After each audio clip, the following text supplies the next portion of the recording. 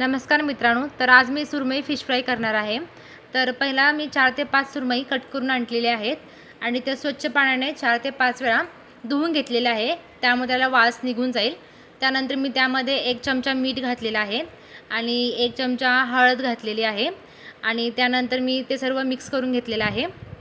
त्यानंतर त्यामध्ये मी व्यवस्थित हळद आणि मीठ लावून घेतलं आणि आता हळद आणि मीठ लावून घेतल्यानंतर त्यामध्ये मी 1 चमचा लाल तिखट घातलेला आहे आणि ते नंतर लाल तिखट मी व्यवस्थित लावून घेतलं माशांना।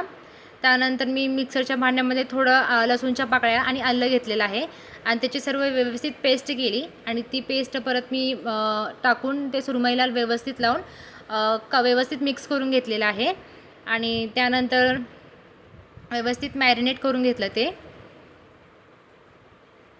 आता त्यामध्ये मी परत अर्धा लिंबू पिळलेला आहे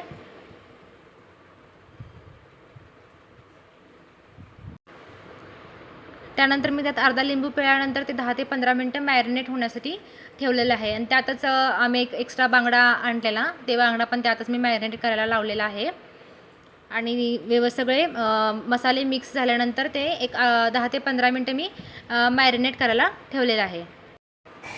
तर हे मी प्रॉपर सगळे मसाले लावून घेतले। हे मासे आम्ही स्पेशल कोळीवाड्यातून आणलेले आहेत। सकाळ सकाळी इथे चांगले फ्रेश मासे मिळतात। आम्ही मुंबईमध्ये राहतो, त्यामुळे मुंबईमध्ये खाऱ्या पाण्यातले चांगले ताजे मासे मिळतात। सकाळ सकाळी तुम्ही जर लवकर गेला कोळीवाड्यात पनवेल मार्केटमध्ये तर तुम्हाला फ्रेश ताजे मासे मिळतील। आता चला, आता मी 1 वाटी रवा घेतलेला आहे आणि त्यामध्ये थोडंसं लाल तिखट टाकले, 1 चमचा लाल तिखट टाकलेलं आहे आणि त्यामध्ये नंतर मी थोडंसं 1 चमचा 1 चमचा मीठ टाकलेलं आहे आणि त्यानंतर मी थोडं त्या तांदळाचं पीठ टाकलेलं आहे, म्हणजे ते थोडे। आता हे सर्व मी मिक्स करून घेतलेलं आहे। आता हे मासे मी अर्धा तास झाला मॅरिनेटेड ठेवलेलं, तोपर्यंत आता हे अर्धा तास झालेलं आहे, हे मॅरिनेटेड व्यवस्थित झाले असतील। आता मी हे सर्व मसाला म्हणजे रवा थोडासा मोठा रवा, लाल तिखट, मीठ हे सर्व मिक्स केलेलं आहे व्यवस्थित आणि त्यानंतर मी एक फिश घेतली आणि त्यात व्यवस्थित डीप केले। जो आपण मसाला तयार केला त्यामध्ये ते फिशचे पीसेस मी व्यवस्थित बुडवून घेतलेला आहे आणि तव्यात थोडंसं मी तेल टाकलेलं आहे आणि ते एक पीस मी रव्याच्या म्हणजे ह्याच्यामध्ये बुडवून ते तव्यामध्ये सोडलेले आहेत।